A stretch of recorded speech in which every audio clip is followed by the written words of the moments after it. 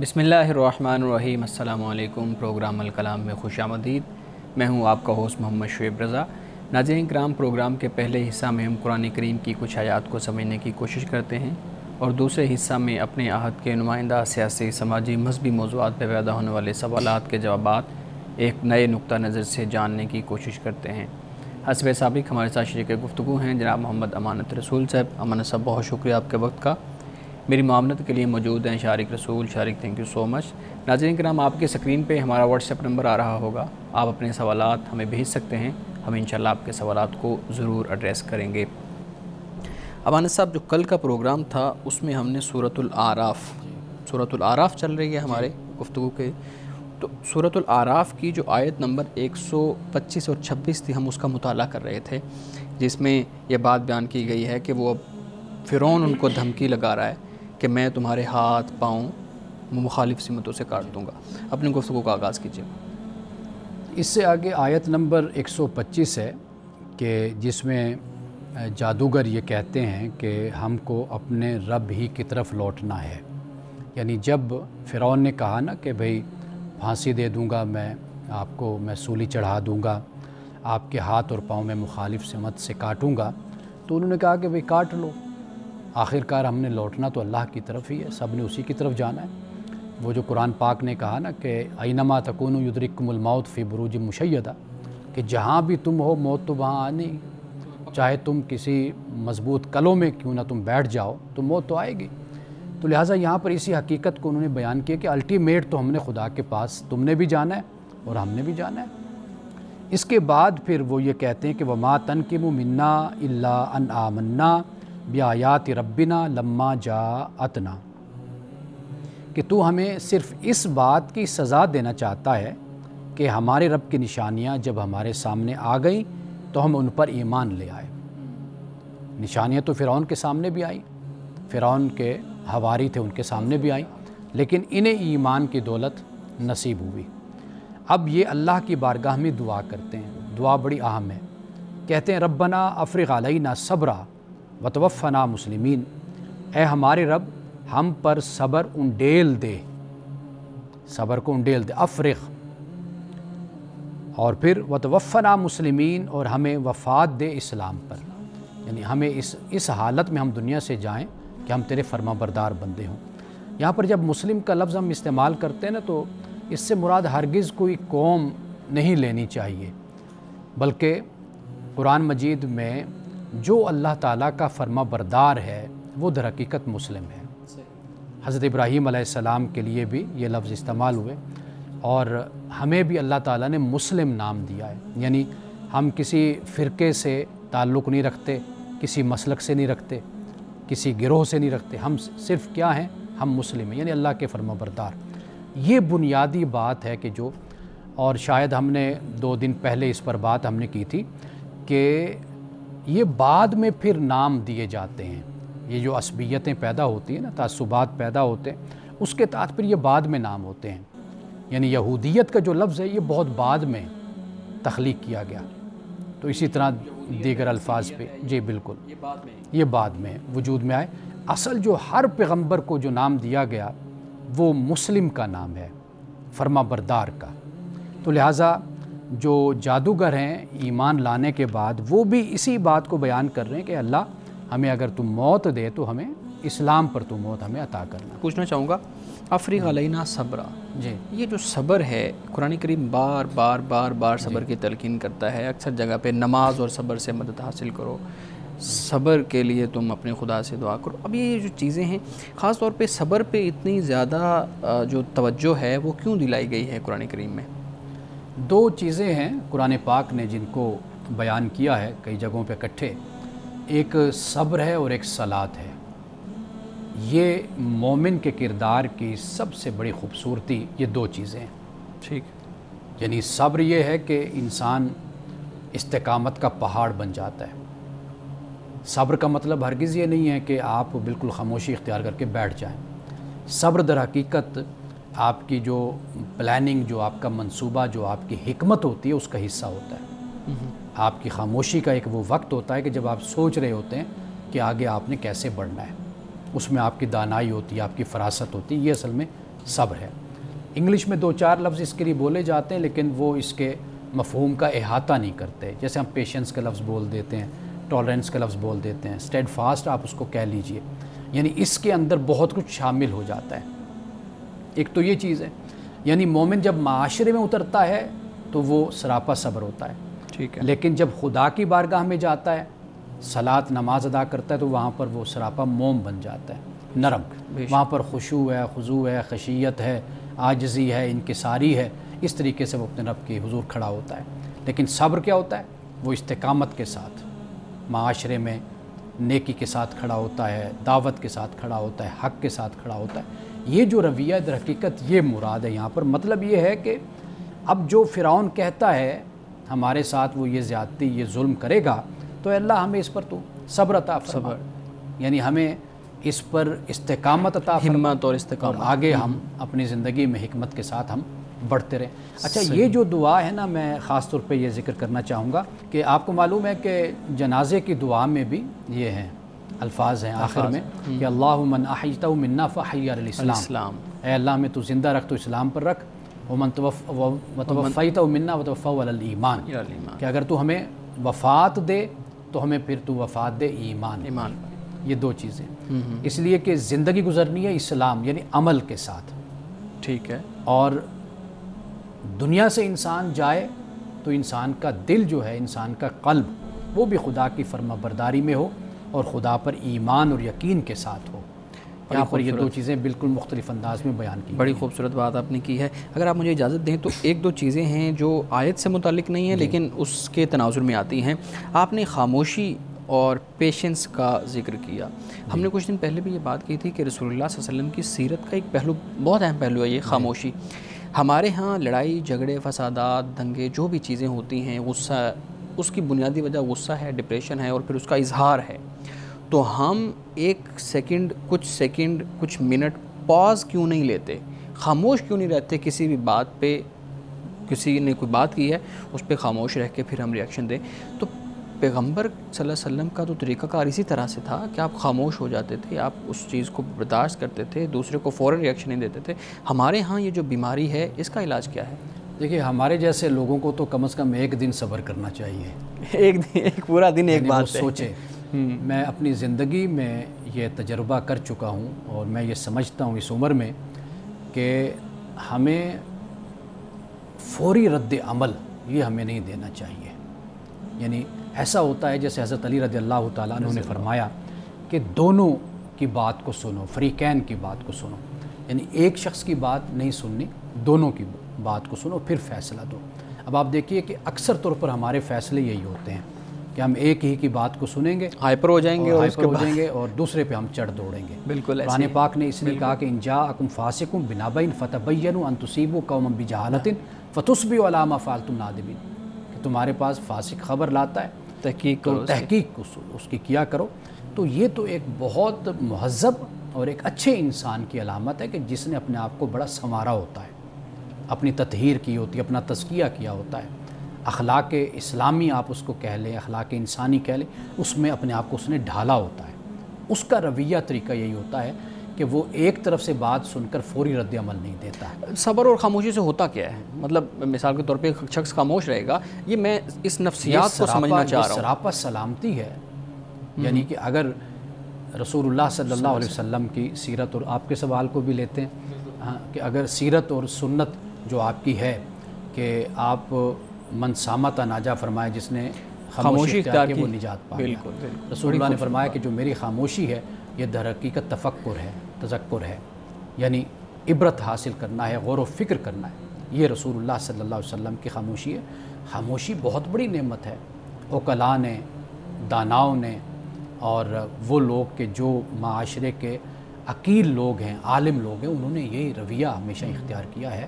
اور ہمیں اپنے آپ کو دیکھیے، جب آپ یہ بات کرتے ہیں نا کہ دوسرا کوئی آپ کی تربیت کرے، سب سے پہلے تو ہم نے خود اپنی تربیت کرنی ہوتی ہے۔ ہم نے خود اپنی کمزوریوں پر قابو پانا ہوتا ہے، کنٹرول کرنا ہوتا ہے۔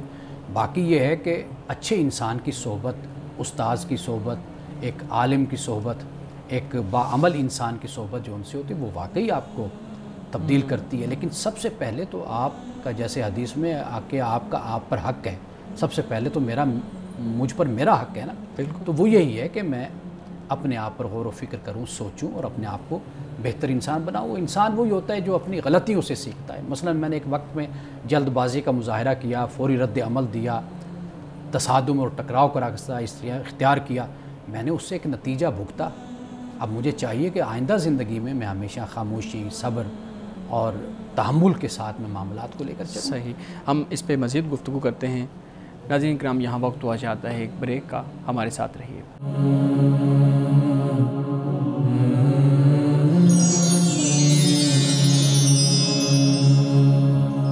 ویلکم بیک ناظرین۔ جی شارق، آپ سوال کرنا چاہ رہے ہیں؟ میں اسی حوالے سے اس میں ایڈ کرنا چاہوں گا کہ کچھ صورتیں تو ایسی ہوتی ہیں کہ جہاں پر خاموش رہنا بہتر ہوتا ہے کہ رد عمل نہ دکھایا جائے، لیکن کئی ایسی صورتیں ہوتی ہیں کہ جہاں پر آپ کو جواب دینا ضروری ہوتا ہے، تو وہ کون سی صورتیں ہیں، وہ کون سے معاملات ہیں، اور اسلام کی ان صورتوں کے حوالے سے کیا رہنمائی ہے؟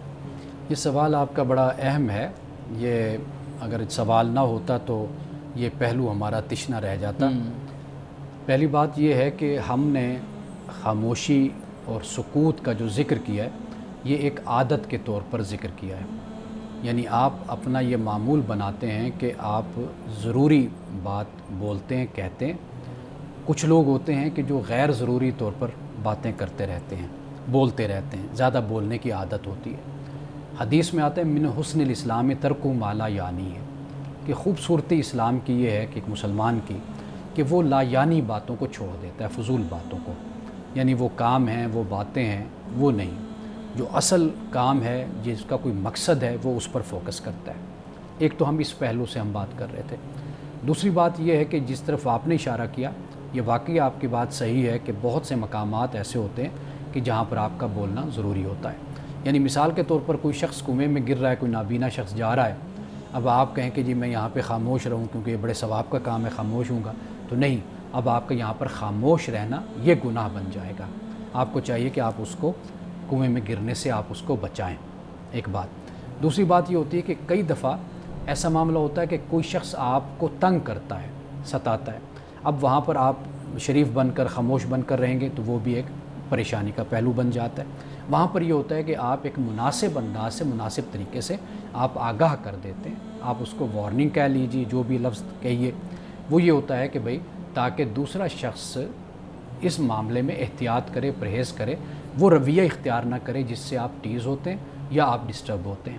تو ایسی بہت سی جگہیں، یعنی مثال کے طور پر کوئی مظلوم کا حق ہوتا ہے، اب آپ نے ایک حادثہ واقعہ دیکھا کہ قاتل نے مار دیا کسی کو، کسی شخص نے قتل کر دیا، اب آپ کی گواہی کی ضرورت ہے وہاں پر۔ آپ بالکل ہوش و حواس کے ساتھ آپ نے قاتل کو دیکھا ہے، آپ کو پتہ ہے کہ یہ شخص فلاں نام کا ہے، فلاں علاقے کا ہے، یہ فلاں مکان کا ہے، یہ فلاں کا بیٹا ہے یا باپ ہے یا بھائی ہے، جو بھی ہے، ہر چیز آپ پر واضح ہے 101%۔ اب آپ وہاں پر خاموشی اختیار کر کے بیٹھ جائیں تو یہ بھی گناہ بن جاتے ہیں۔ تو گویا کہ بہت سے مقامات ایسے ہیں کہ جہاں پر آپ کا بولنا ضروری ہوتا ہے۔ جیسے مثال کے طور پر رشتے کی بات کسی کی کہیں پر چل رہی ہوتی ہے، اب آپ کو پتہ ہے کہ یہ لڑکا ٹھیک نہیں ہے، یہ خاندان ٹھیک نہیں، یا آپ کو یہ پتہ ہے کہ یہ لڑکی ٹھیک نہیں ہے، اس کا خاندان ٹھیک نہیں، اب وہاں پر آپ کہتے ہیں مجھے کیا، میں کیوں بولوں، ان کے آپس کے معاملات ہیں۔ نہیں، ایسا نہیں ہے۔ اب آپ کو وہاں پر بولنا چاہیے، بتانا چاہیے کہ بھئی آپ کو میں یہ بات بتا رہا ہوں تاکہ ایسا نہ ہو کہ آپ کوئی بڑا فیصلہ کریں اور بعد میں پھر آپ اس پر پچھتائیں۔ تو ایسی بہت سی صورتیں ہمارے سامنے آتی ہیں کہ جہاں پر پھر ہم پر یہ لازم ہو جاتا ہے کہ ہم بولیں، لیکن جو حدیث میں ہے وہ حقیقت میں ایک صفت ہے، ایک خوبی ہے کہ آپ خاموش رہتے ہیں، ضرورت کی بات آپ کرتے ہیں۔ نہیں، ہمیں یہ عادت بھی تو اپنانی چاہیے نا کہ جہاں ہمارے کھانے کا ایک وہ وقت ہے، بولنے کا ایک وقت ہے، وہاں خاموش رہنے کا بھی ایک وقت ہونا چاہیے۔ ہمارے پاکستانیوں کے اندر، خاص طور پہ ہمارے معاشرے میں، خاموش رہنے کا وقت کسی کے پاس نہیں ہے، اور کوئی یہ سوچتا بھی نہیں ہے کہ یار اگر میں 6 گھنٹے بول رہا ہوں تو مجھے کوئی گھنٹہ خاموش بھی رہنا چاہیے۔ اب لوگ سمجھتے ہیں کہ ہم سو گئے ہیں تو خاموش ہو گیا تو بس ختم ہو گیا۔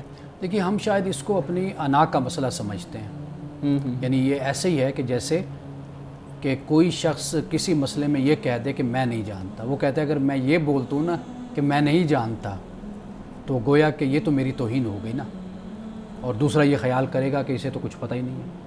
حالانکہ ہم ائمہ فقہا کو جب دیکھتے ہیں تو وہ ہمیشہ یہ رویہ، کوئی آتا یعنی حضرت امام مالک کے بارے میں پڑھ رہا تھا کہ اکثریت مسائل میں وہ یہی کہتے تھے کہ بھئی مجھے نہیں پتہ، جاؤ فلاں سے پوچھ لو، فلاں سے پوچھ لو، یہ وہ کہتے. یہ بڑی ذمہ داری ہوتی ہے. تو ایک تو یہ بات. دوسرا یہ ہے کہ یہ جو بولنا ہے شاید ہم یہ سمجھتے ہیں کہ کوئی علم کا یہ ثبوت ہوتا ہے، کوئی علم کی دلیل بن جاتی، حالانکہ خاموش رہنا یہ در حقیقت علم کا ثبوت اور علم کی دلیل اصل میں خاموش رہنا ہے. صحیح. جی مان صاحب. اس سے آگے فرمایا وقال المالؤ من قوم فرعون. ایک تو فیصلہ فرعون نے سنا دیا. اب یہ جو مالاؤ ہے یعنی فرعون کے جو سردار ہیں قوم کے، وہ اب کیا کہتے ہیں؟ انہوں نے کہا کہ اتذر موسیٰ وقومہ، کیا تم موسیٰ کو اور اس کی قوم کو چھوڑ دے گا؟ یہ اس کے حواری کہہ رہے ہیں. حواری کہہ رہے ہیں جنہیں ہم قرآن پاک نے مالاؤ کہا ہے. اب یہاں پہ ایک نقطہ یہ بھی میں بیان کرتا چلوں کہ پیغمبران خدا نے پہلے جو تبلیغ اور دعوت کی وہ معاشرے کے ذمہ دار لوگوں کو دین کی طرف بلایا. کچھ سربراہان ہیں، قائد ہیں جن کے پاس قیادت ہے. آپ کہہ سکتے ہیں ایلیٹ کلاس کو بلایا ہے، جو لیڈنگ کلاس ہے اس کو سب سے پہلے پیغمبروں نے دعوت دی، اس لیے کہ ان کے پاس وسائل بھی ہوتے ہیں، قوت ہوتی ہے، ان کے پاس طاقت ہوتی ہے، اچھا ایکسپوجر بھی ہوتا ہے. ایسا بھی ہوتا ہے کہ یہ لوگ جلدی بھی حق کی طرف آ جاتے ہیں، اور پھر ایک کا حق کی طرف آنا باقی سب کو بھی لا سکتا ہے، دوسروں کو بھی لا سکتا ہے. یعنی اگر ہم تاریخ کو پڑھتے ہیں آپ دیکھیے کہ اگر ایک بااثر شخص اسلام قبول کرتا ہے، اگر وہ بزنس کمیونٹی کا ہے تو وہ بہت سے بزنس کمیونٹی سے تعلق رکھنے والے بزنس مینوں کو وہ لے آیا اس طرف. اسی طرح اگر وہ سیاست سے تعلق رکھتا ہے، کسی قبیلے کا سردار ہے، حلقے کے لوگوں کو لے آیا. تو یہ بھی ایک پہلو مد نظر رہنا چاہیے کہ حضرت موسیٰ علیہ السلام نے بات کی مالاؤ سے، فرعون سے، فرعون کے حواریوں سے، درباریوں سے بات کی. حضرت شعیب علیہ السلام نے بھی اسی طرح بات کی تھی، مالاؤ سے بات کی. ہم پڑھ کر آئے ہیں اس بارے میں. تو یہاں پر اب آپ دیکھیے کہ انہی سرداروں نے کہا کہ کیا تو موسیٰ اور اس کی قوم کو چھوڑ دے گا؟ لیفسدوا فی الارض، کہ وہ زمین میں فساد پھیلائیں. اب ان کے نزدیک فساد یہی تھا کہ یہ بنی اسرائیل کے جن پر ہم سالہ سال سے ظلم ڈھا رہے ہیں یہ اب ان کو نکال کر لے کر جانا چاہتے ہیں. وَيَذَرَكَ وَآلِهَتَكَ، اور تجھ کو اور تیرے معبودوں کو چھوڑ دیں. اب اصل جو فرعون تھا اس کو اوتار سورج کا خیال کیا جاتا تھا، یعنی سورج سب سے بڑا خدا ہے، اس کا اوتار فرعون ہے، نمائندہ یعنی اس کا آپ یوں کہہ لیجئے کہ اس کا عکس وہ یعنی طاقت میں، قوت میں وہ اس کا اوتار بن گیا. تو یہ انہوں نے کہا کہ بھئی یہ یا اوتار کا مطلب ثانی بھی آپ کہہ سکتے ہیں. ٹھیک ہے. قال سنقتل ابناءہم، اب فرعون نے کہا، اب دیکھیے انہوں نے بھڑکایا فرعون کو، تو اس نے کیا کہا کہ قال سنقتل ابناءہم، کہ ہم ان کے بیٹوں کو قتل کریں گے، ونستحیی نساءہم، اور ہم ان کی عورتوں کو زندہ رکھیں گے، وَإِنَّا فَوْقَهُمْ قَاهِرُونَ، اور ہم ان پر پوری طرح قادر ہیں. اب یہ دیکھیں یہ ایک جابر کا لہجہ، وہی نفسیات، وہی طریقہ بات کرنے کا کہ بھئی ہم ان پر قاہر ہیں، ہم ان پر قادر ہیں. صحیح. یہاں ایک دو چیزیں میں آپ سے پوچھ لوں اس سے پہلے کہ آپ اگلی آیت کی طرف جائیں. اچھا، یہ ہم جب دیکھتے ہیں موسیٰ علیہ السلام جب پیدائش ہوئی اس وقت بھی یہ معاملہ تھا کہ بیٹوں کو مار دیا جاتا، یعنی لڑکوں کو مار دیا جاتا، اور بچیوں کو زندہ رکھا جاتا تھا. اب یہاں پہ آ کے بھی کئی سالوں بعد دوبارہ سے یہ معاملہ ہوا. میں پوچھنا یہ چاہتا ہوں کہ وہ پہلے تو چلیں سمجھ آ گئی نا کہ موسیٰ علیہ السلام جو ہے نا وہ ان کے لیے خطرہ ہو سکتے تھے، لیکن یہاں پہ آ کے کیا معاملہ تھا؟ یہاں پہ تو موسیٰ علیہ السلام کہہ رہے تھے کہ بنی اسرائیل کو میرے ساتھ بھیجو، ہم جائیں یہاں سے. تو پھر فرعون کو یہ خطرہ کیوں تھا کہ اس نے دوبارہ سے یہ معاملہ شروع کر دیا کہ ان کے بچوں کو مار دینا اور بچیوں کو زندہ رکھ دینا؟ اچھا، یہ معاملہ دوبارہ سے نہیں، یہ معاملہ چل رہا تھا. اچھا، اس وقت سے چل رہا تھا. ظلم کا، زیادتی کا، جبر کا، اور شدید طریقے سے ان کو سپریس کرنے کا، دبانے کا یہ سلسلہ چل رہا تھا. بنی اسرائیل کیونکہ ان کو پتہ تھا کہ ہم اس قوم سے نہیں ہیں، ہم نے ان پر اختیار حاصل کیا ہوا ہے، جبر کیا ہوا ہے، تو یہ کسی وقت بھی اگر اس کو چنگاری کو ہوا دی گئی تو یہ شعلہ اور آگ یہ بھڑک اٹھے گی. ان کو اس بات کا علم تھا. اب یہ جو ہے نا کہ سنقتل ابناءہم، کہ ہم ان کے بیٹوں کو مار دیں گے، یعنی اس سے مراد اصل یہ ہے کہ جیسے وہ کہتے ہیں کہ نسلوں کو ختم کر دینا، یہ ایک نسل کشی کرنا، ایک طرح کی دھمکی ہوتی ہے، جینوسائیڈ جس کو کہتے ہیں کہ بھئی چونکہ مرد جو سا ہوتا ہے وہ طاقت کی علامت تھا نا اس وقت، یعنی تجارت اس نے کرنی ہے. آج کی جو سہولتیں ہمیں میسر ہیں، جہاز کی، ٹرین کی، بسوں کی، سڑکوں کی، بڑے بڑے روڈز، موٹر وے، اس وقت تو یہ چیزیں نہیں تھیں. تو بیٹوں کو پھر استعمال کیا جاتا تھا. جنگ میں بھی بیٹے کام آتے تھے، اور اسی طریقے سے تجارت میں بھی بیٹے کام آتے تھے. ہر لحاظ سے بیٹے آگے بڑھتے تھے. تو بیٹوں کو مارنا در حقیقت یہ تھا کہ ان کو مزید غلامی میں ان کو رکھ لینا اور ان کی طاقت کو توڑ دینا. بیٹوں کو مارنے کا اصل مقصد یہ تھا. یہ تو فرعون کا زمانہ ہے. آپ دیکھیے زمانہ رسالت میں بھی قرآن پاک بیان کرتا ہے کہ بیٹوں کی انکان ذا مال و بنین، کہ اس کو جو فخر ہے، جو یہ تکبر کا شکار ہے، یہ کافر اس وجہ سے کہ یہ مال والا ہے اور بیٹوں والا ہے. تو یہ وہ بات ہے کہ جسے یہاں پر قرآن پاک نے بیان کیا. ریسورسز بھی ہے اور مین پاور بھی ہے. ہاں، مین پاور، اصل افرادی قوت. صحیح. ناظرین کرام، یہاں وقت ہوا چاہتا ہے ایک بریک کا، ہمارے ساتھ رہیے گا.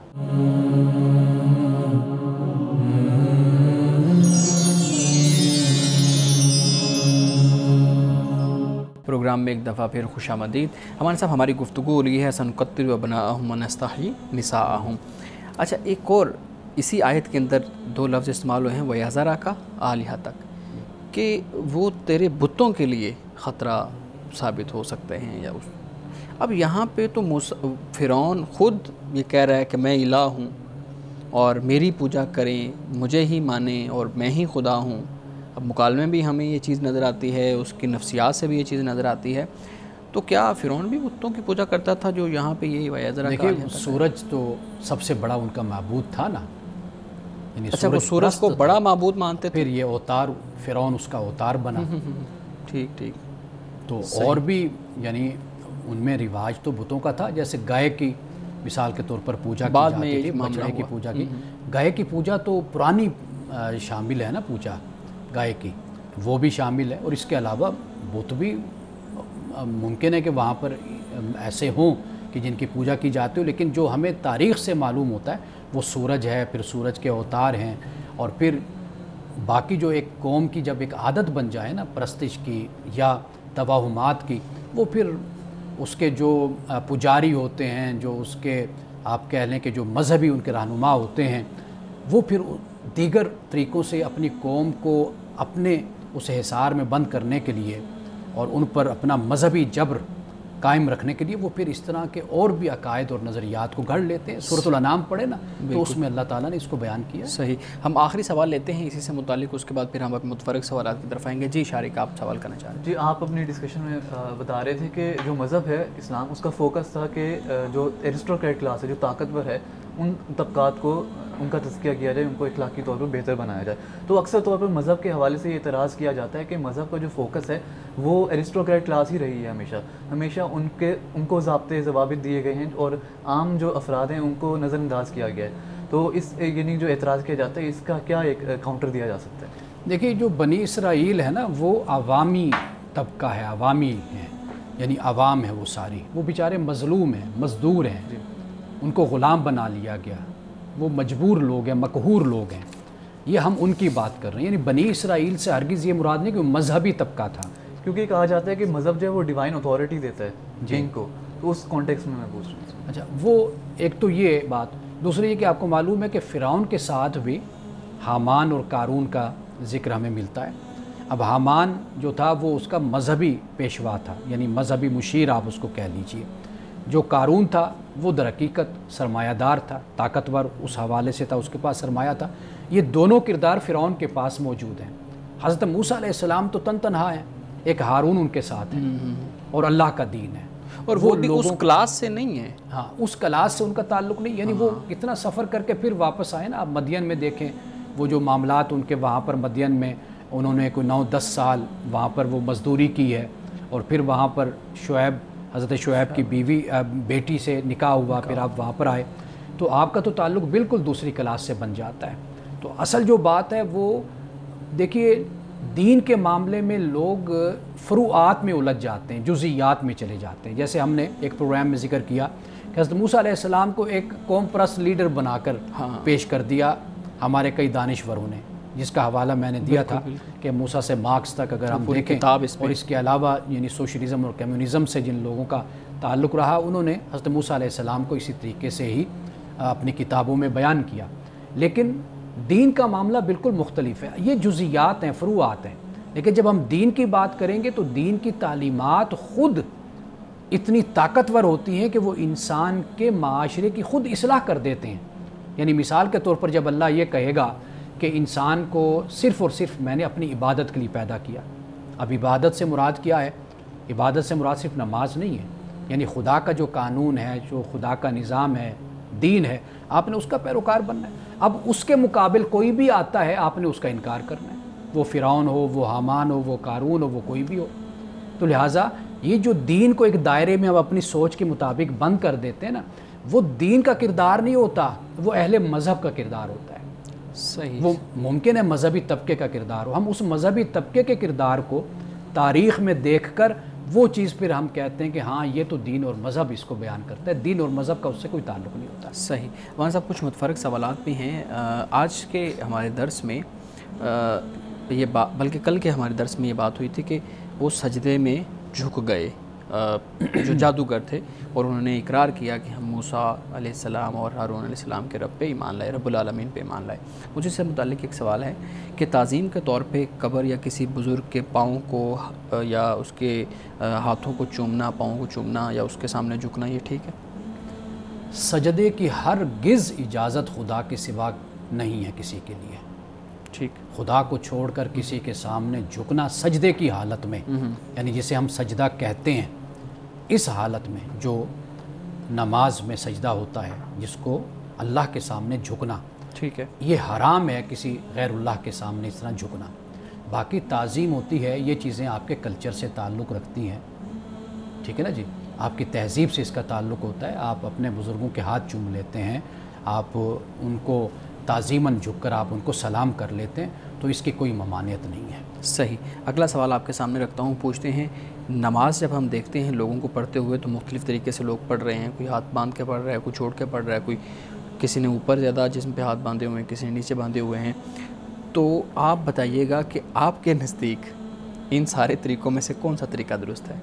دیکھیے، میں فقہ حنفی کے مطابق ہاتھ باندھتا ہوں، یعنی رفع یدین میں نہیں کرتا. ٹھیک ہے. اور میں رفع یدین طریقے کو غلط بھی نہیں سمجھتا. ٹھیک. میں یہ فالو کرتا ہوں، میں سمجھتا ہوں کہ یہ طریقہ صحیح ترین اصح طریقہ یہی ہے کہ عدم رفع یدین، اور جس طرح امام ابو حنیفہ رحمۃ اللہ علیہ کا طریقہ یا فقہ حنفی میں ہے، میں اسی کو فالو کرتا ہوں. صحیح. اچھا، یہ بھی بتائیے گا کہ آپ نے ایک پروگرام میں بات کی تھی کہ جو دو نمازیں اکٹھی پڑھنا ہے، آپ نے کہا تھا کہ وہ پڑھ لینی چاہیے، تو اس کا طریقہ کار کیا ہوگا؟ یعنی فرض کریں ظہر اور عصر کی کوئی نماز پڑھ رہا ہے تو ظہر کے وقت میں دونوں نمازیں اکٹھی کر کے پڑھی جائیں، یا ظہر کا آخری وقت ہو اور عصر کا پہلا وقت ہو؟ پھر تو یہ وقت میں ہی اپنے وقت میں ہی ادا ہوں. دیکھیے، آپ کا جس پر اطمینان ہوتا ہے نا، آپ وہ طریقہ اختیار کیجیے. میں آپ کو بتا دیتا ہوں، رہنمائی کر دینا. میں شرعی حوالے سے عرض کر رہا ہوں کہ آپ یہ دیکھیے کہ حضرت امام ابو حنیفہ رحمۃ اللہ علیہ، حضرت امام شافعی، ان کے وقت میں اختلاف ہے ظہر و عصر میں. یعنی آپ یوں سمجھ لیجئے کہ اگر امام شافعی کا جو وقت ہے عصر کا ان کے نزدیک وہ 3 بجے شروع ہوتا ہے، امام صاحب رحمۃ اللہ علیہ کے نزدیک، امام حنیفہ کے نزدیک وقت شروع ہوتا ہے جا کر 3:45 تھوڑا عصر کا وقت. ٹھیک ہے. 1 گھنٹہ پونا گھنٹہ بعد میں شروع ہوتا ہے. اب آپ یہ دیکھ لیجئے کہ اسی وقت میں ظہر کا وقت بھی ہو جاتا ہے ایک امام کے نزدیک، اسی وقت میں ایک امام کے نزدیک عصر کا وقت بھی شامل ہو جاتا ہے. اب دونوں وقت آ گئے نا، یعنی گویا کہ ایک آپ کے لیے یہ گنجائش پیدا ہو جاتی ہے کہ آپ دونوں نمازیں اکٹھی کر رہے ہیں.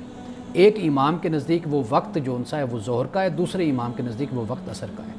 ایک تو یہ بات ذہن میں رکھیے گا کہ ہم لوگ جب اختلاف کرتے ہیں یا جب ہم دوسرے کے موقف کو دلیل کے ساتھ رد کرنے کے بجائے صرف جذباتی انداز میں ہم رد کرتے ہیں تو ہم شاید یہ بات بھول جاتے ہیں. ائمہ کے درمیان اس پر اختلاف ہے. یعنی مثال کے طور پر آپ دیکھیے کہ مغرب اور عشاء کا وقت ہے، اس کو آپ دیکھ لیجئے، وہ بھی امام شافعی اور امام ابو حنیفہ رحمہ اللہ ان کے نزدیک اس پر اختلاف ہے. یعنی ایک امام کے نزدیک ابھی وقت چل رہا ہے مغرب کا، ایک امام کے نزدیک وقت ختم ہو گیا. تو گویا کہ دونوں اماموں کی رائے کو اگر سامنے رکھیں تو ایک ہی وقت میں آپ مغرب کی نماز بھی پڑھ رہے ہیں، ایک ہی وقت میں آپ عشاء کی نماز کو بھی ساتھ کر رہے ہیں. نہیں تو اس کا مطلب ہے آگے چلیں. ایک یہ بات ہوگی. اب احادیث رسول صلی اللہ علیہ وسلم میں ہمیں دونوں چیزیں مل جاتی ہیں. ایک جو امام ابو حنیفہ رحمۃ اللہ تعالیٰ علیہ کا نقطہ نظر ہے وہ یعنی اس حوالے سے وہ یہ ہے، وہ کہتے ہیں کہ اگر دونوں نمازیں پڑھی بھی ہیں رسول اللہ صلی اللہ علیہ وسلم نے ملا کر، وہ اس طرح پڑھی ہیں کہ ظہر کی نماز ظہر کے وقت میں لیکن آخر میں پڑھی، آخری وقت تھا، جیسے عصر کا وقت شروع ہوا تو پھر آپ نے عصر کی نماز پڑھ لی. ایک یہ ہے. حدیثوں میں ہمیں یہ بھی ملتا ہے کہ رسول اللہ صلی اللہ علیہ وسلم نے ایک ہی وقت میں دونوں نمازوں کو بھی اکٹھا آپ نے پڑھا ہے. یہ بھی ہمیں روایات میں ملتا ہے، یہ بھی نقطہ نظر ہے. تو میرا کہنا اپنے ناظرین سے یہ ہوتا ہے، علماء سے یہ ہوتا ہے، طلباء کی خدمت میں ہمیشہ یہ عرض کرتا ہوں کہ آپ کا جس پر اطمینان ہوتا ہے آپ اس کے مطابق عمل کرتے ہیں. آپ امام ابو حنیفہ رحمۃ اللہ تعالی علیہ کو فالو کر رہے ہیں، بہت اچھی بات ہے، آپ ان کو فالو کریں. وہ بہت بڑے فقیہ تھے، بہت بڑے عالم، بہت بڑے امام ہیں، کوئی بات نہیں ہے ایسی. لیکن یہ جو آپ دوسرے کے نقطہ نظر کو بالکل نگیٹ کرتے ہیں یا آپ توہین پر اتر آتے ہیں، آپ ذرا تھوڑا سا اس پر غور کریں کہ وہ نقطہ نظر بھی کسی امام کا ہے، وہ بھی نقطہ نظر کسی عالم کا ہے.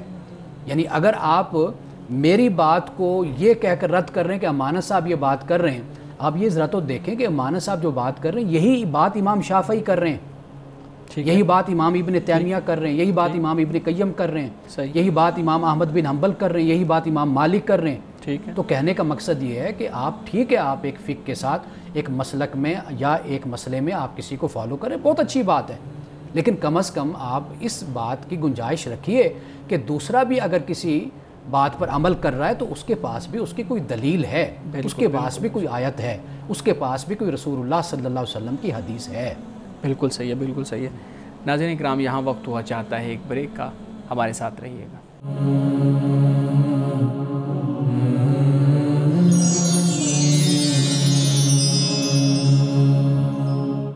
ویلکم بیک ناظرین. جی شارق، آپ سوال کرنا چاہ رہے ہیں. جی، دنیا میں کئی سائنسی تجربات کیے جا رہے ہیں کہ جن کے ذریعے زندگی کو طویل کیا جا رہا ہے اور یہ کہا جا رہا ہے کہ مستقبل میں اس بات کا امکان ہے کہ موت پر انسان غالب آ جائے گا. تو اگر مستقبل میں ایسی کوئی صورت بنتی ہے کہ انسان موت پر غالب آ جاتا ہے تو جو مذہب ہے وہ کیسے سروائیو کرے گا؟ کیونکہ مذہب یہ تصور ہمیں دیتا ہے کہ زندگی بعد از موت، کہ موت کے بعد اصل زندگی اس کی شروعات ہوگی. اچھا، جب موت ہی نہیں ہوگی تو پھر مذہب کی تو زیادہ ضرورت پڑے گی، اس لیے کہ لمبا ٹائم پیریڈ لمبا وقت ہے. تو پھر مذہب انسان کی رہنمائی کرتا ہے عدل و انصاف کے حوالے سے، عبادت کے حوالے سے، معاشرت کے حوالے سے، سیاست کے حوالے سے، انسان کی ازدواجی زندگی کے حوالے سے، تعلقات عامہ کے حوالے سے، جو انسان کے ایک دوسرے سے تعلقات ہوتے ہیں اس کے حوالے سے. پھر تو مذہب کی اور زیادہ ضرورت پڑ گئی، کیونکہ اب تو یہ ہے کہ میں آیا، میں نے ایک طبی موت، جو طبی زندگی میری ہے وہ میری گزری، اس کے بعد میں دنیا سے چلا گیا. زندگی گزری، انسان دنیا سے چلے گئے. لیکن معاملہ یہ کہ اب میں جب مروں گا ہی نہیں، میری لمبی زندگی ہوگی، تو مطلب یہ کہ پھر تو مجھے مذہب کی زیادہ ضرورت پڑ جائے گی نا. ایک تو یہ بات ہے. دوسری بات یہ کہ مذہب کا یہ موضوع ہی نہیں ہے. مذہب کا اصل جو ہے وہ یہ ہے کہ آپ کو ہدایت دینا، آپ کو رہنمائی دینا. وہ آپ کی لمبی زندگی ہو یا آپ کی مختصر زندگی ہو، آپ اس سے کبھی بھی منہ نہیں پھیر سکتے، بے پرواہ نہیں ہو سکتے. وہ آپ کو ہر دم اس کی ضرورت ہے. تو لہٰذا مذہب جو مرنے کے بعد کا معاملہ ہے وہ تو خدا کے ساتھ ہے، وہ تو آپ کے ایمان کا معاملہ ہو جاتا ہے. مذہب کا یہ ہے کہ آپ زندگی جو گزارنی ہے یہ آپ کی کیسے ہونی چاہیے، اس پر آپ فوکس کریں. جی، تو خواب دو طرح کے ہوتے ہیں. ایک وہ خواب ہوتا ہے جو کہ ہماری زندگی کے تجربات سے منسلک ہوتا ہے، اور دوسرا وہ خواب ہوتا ہے جو کہا جاتا ہے کہ غیب سے آتا ہے، اللہ تعالیٰ کی طرف سے آتا ہے. تو کیا اللہ تعالیٰ واقعی میں انسان کو اس کا مستقبل خواب کے ذریعے دکھا سکتا ہے؟ دیکھیے، خواب کے ذریعے سے بہت سی رہنمائی انسان کو ملتی ہے، لیکن ایک بات آپ ذہن میں رکھیے کہ خواب صرف اور صرف یقینی اور قطعی خواب صرف پیغمبر کا ہوتا ہے. ٹھیک، یعنی وہ ایسے ہے کہ جیسے سورج روشن ہے، دن چمک رہا ہے، اس طرح پیغمبر کا خواب ہوتا ہے.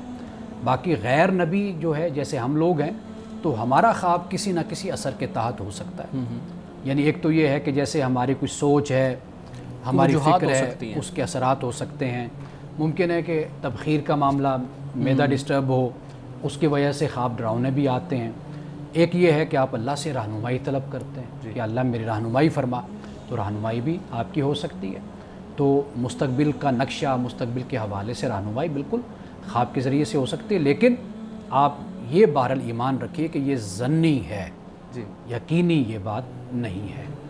ہمارے ہاں کئی لوگ ایسے ہوتے ہیں جو مستقبل جاننے کا دعویٰ کرتے ہیں، لیکن ہم یہ بھی جانتے ہیں کہ غیب کا جو علم ہے وہ صرف اللہ کے پاس ہے. تو یہ جو دعوے کیے جاتے ہیں مستقبل جاننے کے، یہ کس حد تک درست ہیں؟